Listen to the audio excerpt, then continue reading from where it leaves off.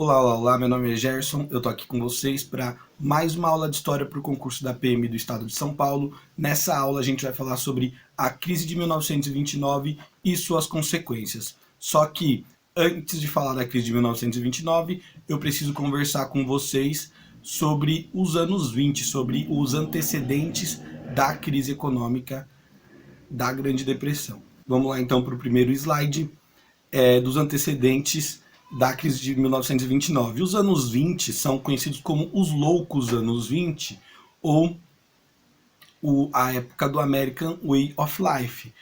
Por quê?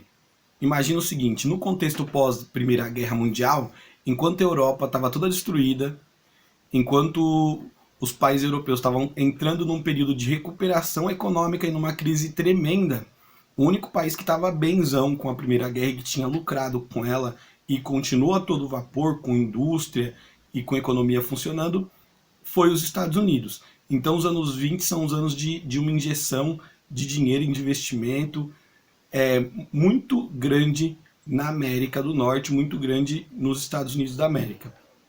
E aí, vamos pegar um pouquinho do panorama do pós-Primeira Guerra Mundial. Os Estados Unidos entram em 1914 na Primeira Guerra com uma dívida gigante com a Inglaterra, uma dívida que era considerada impagável, certo, de 3 bilhões de dólares, e ele sai da guerra como credor, ele sai da guerra emprestando, né, emprestando para a Inglaterra 11 bilhões de dólares.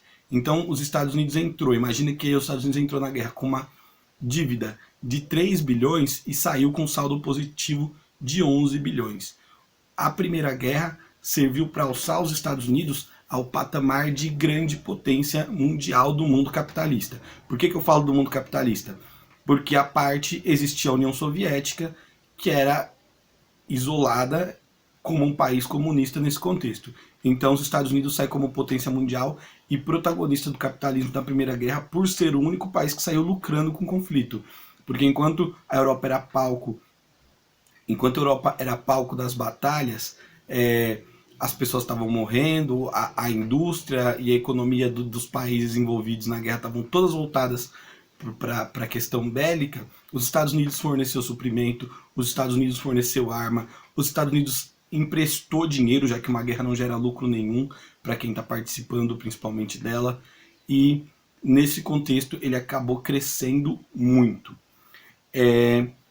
E aí, nos anos 20, os Estados Unidos têm algumas marcas, né, algumas doutrinas econômicas que eles vão seguir, que vão estar muito em voga na mente das elites políticas e econômicas da época. A primeira é do liberalismo, o liberalismo clássico, né, ele é uma doutrina do capitalismo, diz que o Estado não deve intervir, não deve interferir no processo econômico, que existem leis naturais, né, que a mão invisível do liberalismo vai acabar conduzindo tudo, meio que por meio de um processo de oferta e procura. Então, se tem muita demanda por determinado produto, as indústrias vão passar a produzir ele mais.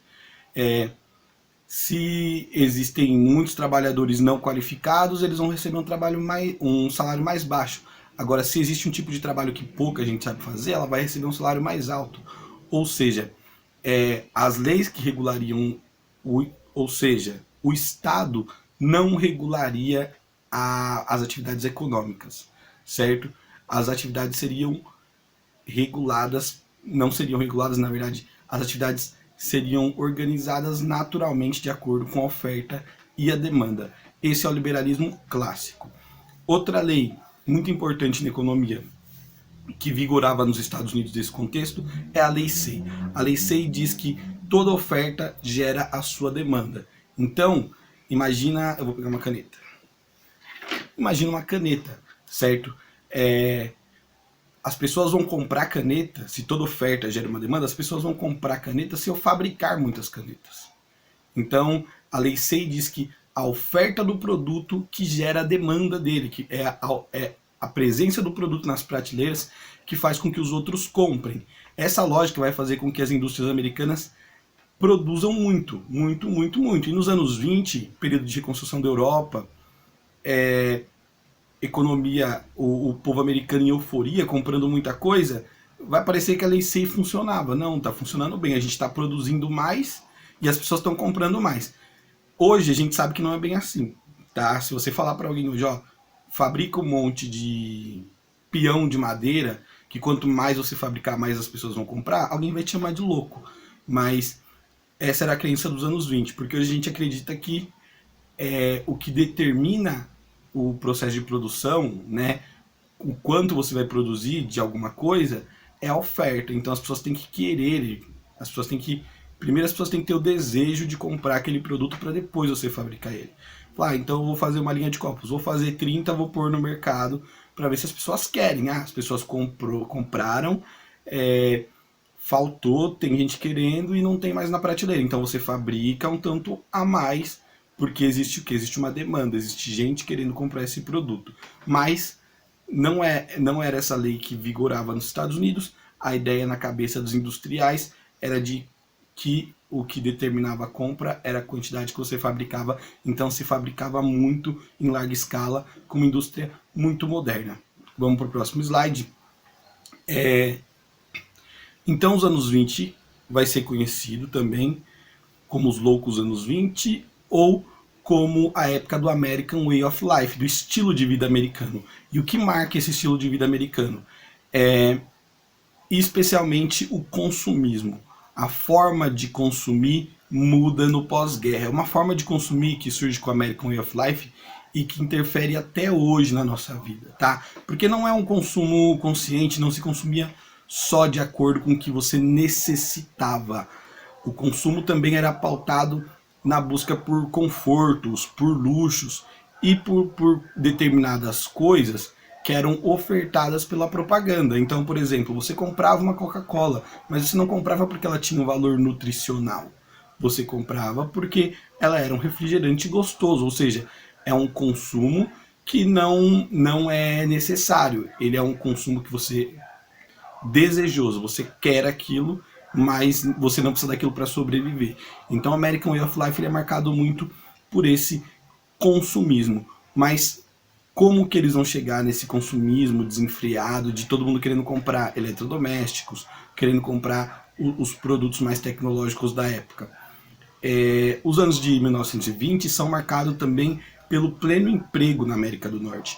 Você tinha o desemprego nos Estados Unidos, ali no pós-guerra, na primeira metade dos anos 20, em torno de 4%. Os especialistas falam que o desemprego em torno de 4% é praticamente pleno emprego, porque esses 4% de pessoas que não estão empregadas são as pessoas que estão estudando, são as pessoas que tiraram um ano sabático para poder rever as coisas e tem alguma grana reservada, são pessoas que não querem ou não precisam trabalhar porque a família já gera um sustento. Então, os Estados Unidos tinha praticamente quase toda a população empregada. Isso é bom, ok. No entanto, os salários eram muito baixos ainda, mas com toda uma família empregada, junto aqui, junto ali, de todo mundo, as pessoas ainda tinham um padrão de consumo bom no começo dos anos 20. Só que, concomitantemente com o pleno emprego e esse boom de consumo, você tem uma crise silenciosa que vai crescendo conforme a gente vai chegando próximo de 1929, que é uma crise gerada pela concentração de renda, certo? Pela desigualdade e por uma pobreza que não era tão percebida dentro do contexto. Os lucros, porque primeiro os lucros das empresas geralmente não eram acompanhados pelo crescimento de lucro das empresas, geralmente não era acompanhado pelo crescimento do salário do trabalhador. Então a gente tinha um salto no lucro das empresas e o salário do trabalhador ficava estagnado, certo? Então, pouco a pouco esse trabalhador ele vai perdendo o poder de compra. É aquela velha história do cara que trabalha para montar o carro Ford, mas ele não vai ter o dinheiro para comprar um Ford para ele, porque o salário dele está estagnado ali há anos, tá? Enquanto o lucro das empresas só subia. Um dado importante que a gente tem aqui é que 5% da população dos Estados Unidos detinha 1/3 da riqueza do país. Então você tinha uma minoria que engolia 25% da riqueza dos Estados Unidos.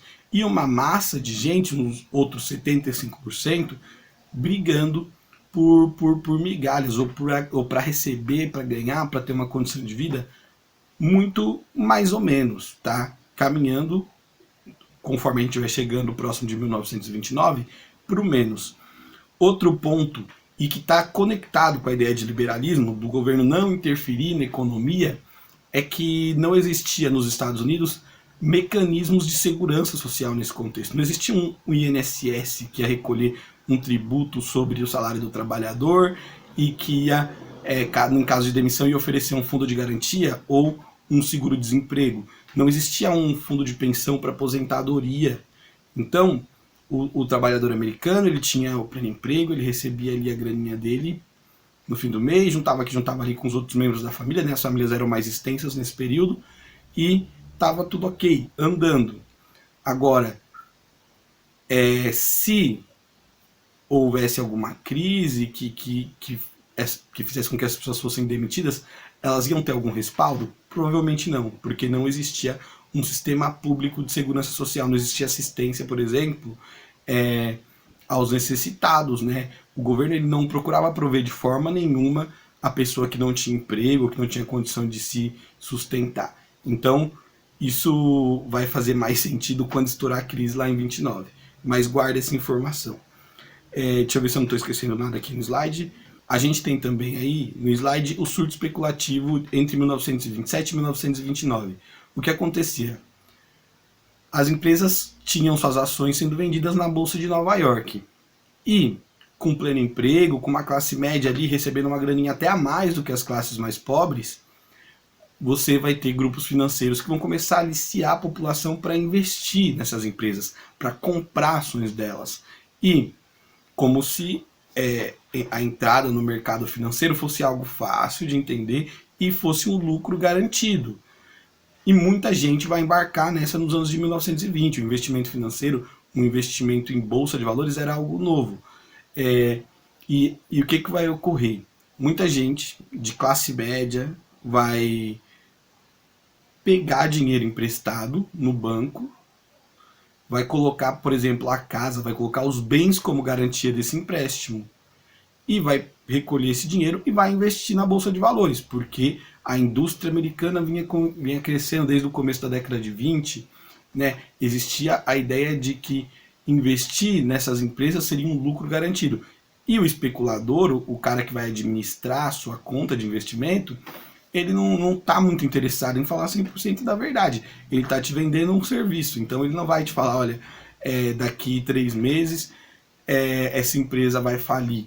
Ou te contar, por exemplo, que na segunda metade da década de 20 o consumo vinha diminuindo pouco a pouco internamente, ou que os países europeus vinham num processo de recuperação econômica e que estavam cada dia menos dependentes do consumo de produtos estadunidenses. O especulador, o cara que te vende as ações, ele vai sempre te vender como lucro certo. E muita gente vai embarcar nessa e... deixa eu só dar uma olhada. E isso vai explodir na crise de 1929. A crise de 1929, ela é uma crise basicamente, esse é o ponto-chave da aula, tá, gente? É uma crise basicamente de superprodução. O mercado americano produzia... o mercado não, né? A indústria americana, a agricultura americana produzia mais do que as pessoas podiam consumir internamente. Salários baixos, aumento de desigualdade. Quando chega ali em 1929, as pessoas estão consumindo muito menos do que elas consumiam em 1920. E as empresas estão, por consequência, elas estão lucrando menos. Só que, segundo a lei SEI, as empresas estão produzindo mais. Então elas estão vendendo menos e produzindo mais.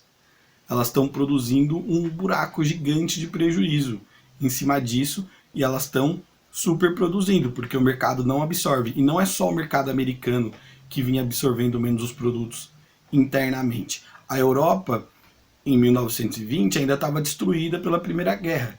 Conforme vão avançando os anos, e vai chegando no final da década de 20, os países europeus já estavam se reestruturando ali, já estavam com suas fábricas voltadas para a produção, para o mercado interno, já estavam competindo no mercado externo com os Estados Unidos. Então, esse processo de recuperação das indústrias europeias fez com que a demanda externa pelos produtos americanos também diminuísse. E o industrial americano ainda com a cabeça na lei Sage, que se ele produzisse mais, as pessoas iam comprar mais. Essa cabeça voltada para o aumento da produção, mesmo sem absorção do consumidor, fez com que em 1929 estourasse a crise, a Grande Depressão, estourasse a bolha da produção americana, certo? Aí a gente tem uma reação em cadeia, certo? Um efeito dominó, um círculo vicioso, um círculo desastroso, que está relacionado também com a questão da especulação, porque imagina o seguinte, as empresas elas estavam produzindo mais e não tinha absorção. Os especuladores escondiam que aquelas empresas estavam em processo de decadência ou que o que se avizinhava era uma crise.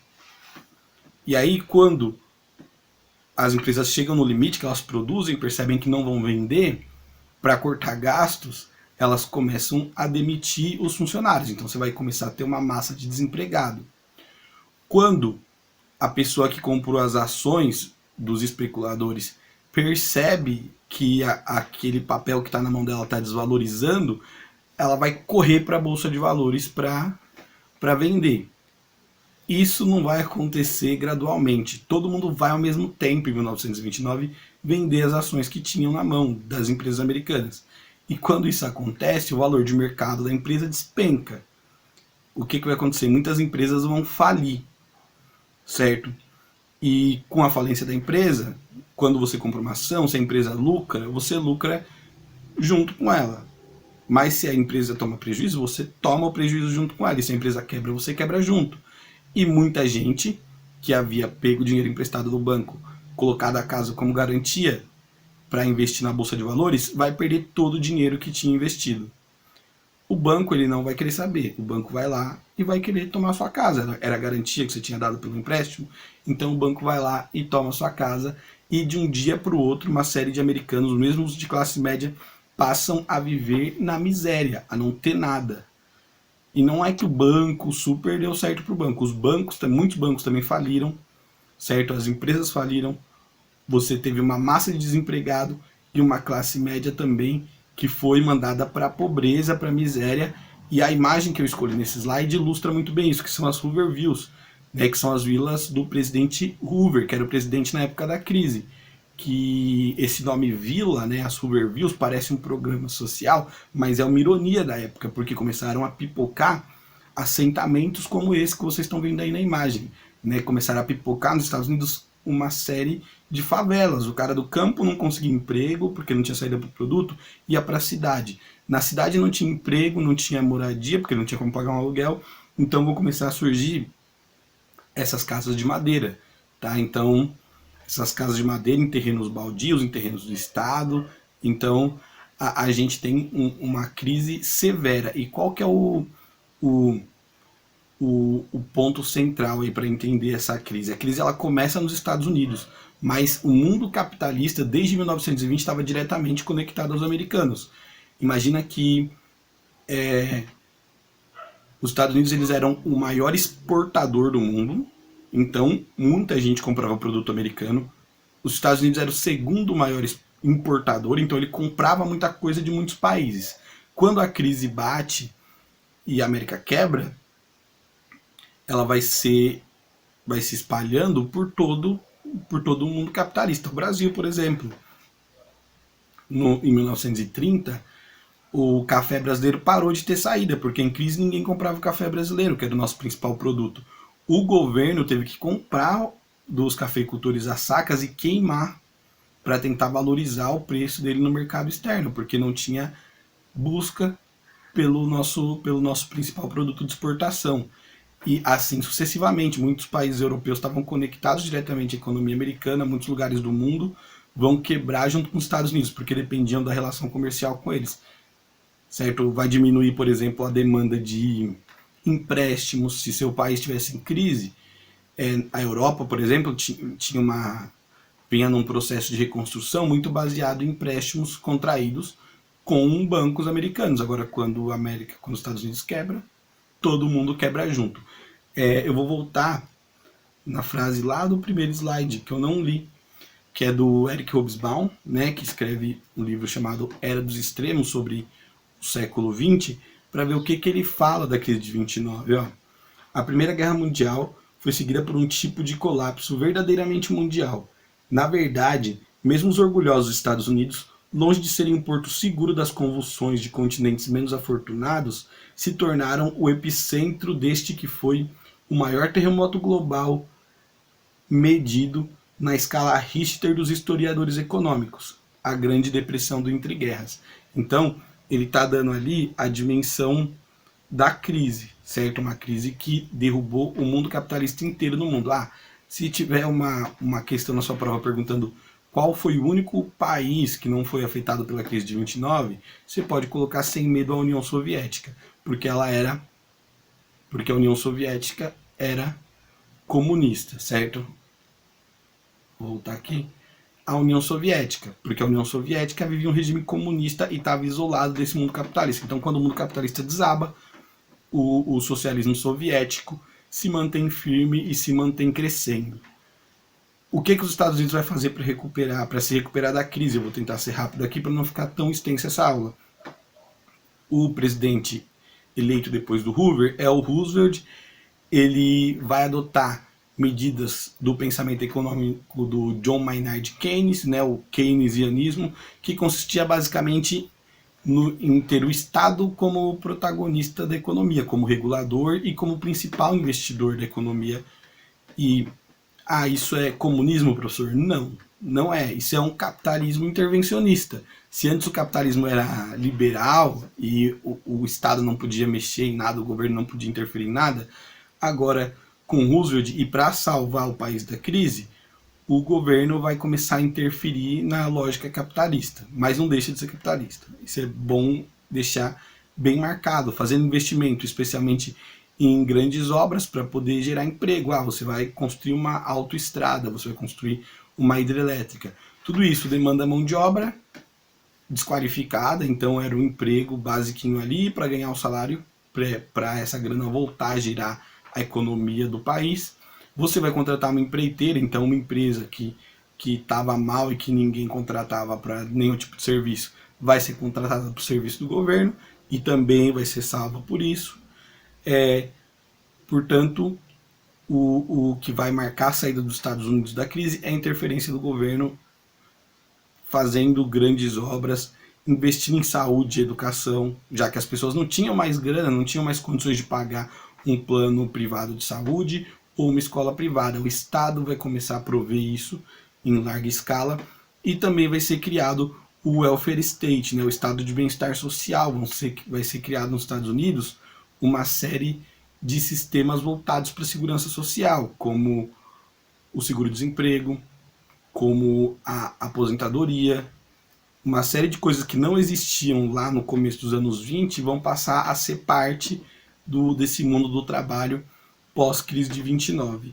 E, basicamente, em 6 anos depois, né, em 1936, os Estados Unidos já estavam no processo de recuperação econômica e já estava saindo dessa crise que começou lá em 1929. Eu vou encerrar nossa aula. Na próxima aula a gente volta para falar de nazismo. Bons estudos e até mais.